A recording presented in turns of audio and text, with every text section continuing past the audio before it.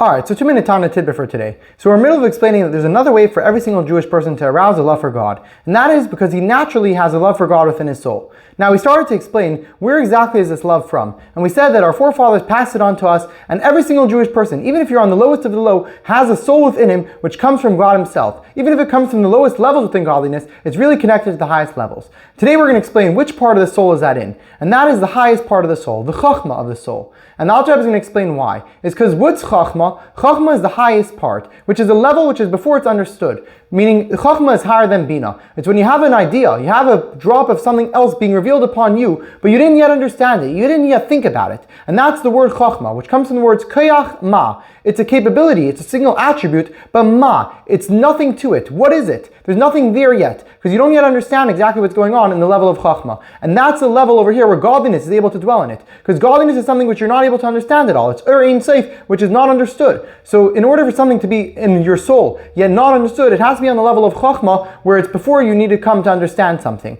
And that's what it says in the Pasuk, that the person who's able to understand godliness is someone who is a fool. As it says, Pesiyam in the Chol Davar, a fool is believing in everything. Now, why a fool believes in everything is because he can't understand it. Now, that's true in general in the world, but when it comes to godliness, everyone's like a fool, because no one can really understand this level of godliness. It's much greater than being understood. And that's why it says in the Pasuk,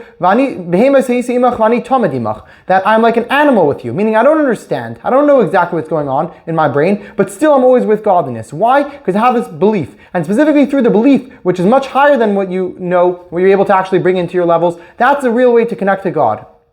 And that's why you find that every single Jew, even the lowest person, the lowest of the low, will be willing to give up their life for God. Seemingly, they don't know anything about godliness. They never thought about godliness. What do they have to do with this? It could be that they lived their whole life, nothing to do with God. Why suddenly would they be willing to give up their life? Even if they never even know about it, they never even thought about it. The explanation is because every single person has this level within him, which is even higher than what he knows. So even if he knows nothing, even if he never thought about it in his life, but the Chochma is still there. And therefore, it's much stronger than everything else in the soul. And therefore, a person will be willing to go on Mesiras Nefesh, give up his whole life for God, because that's much greater, and that's who his whole identity really is, the Chochma, the highest part of his soul, much greater than anything else. See you next time.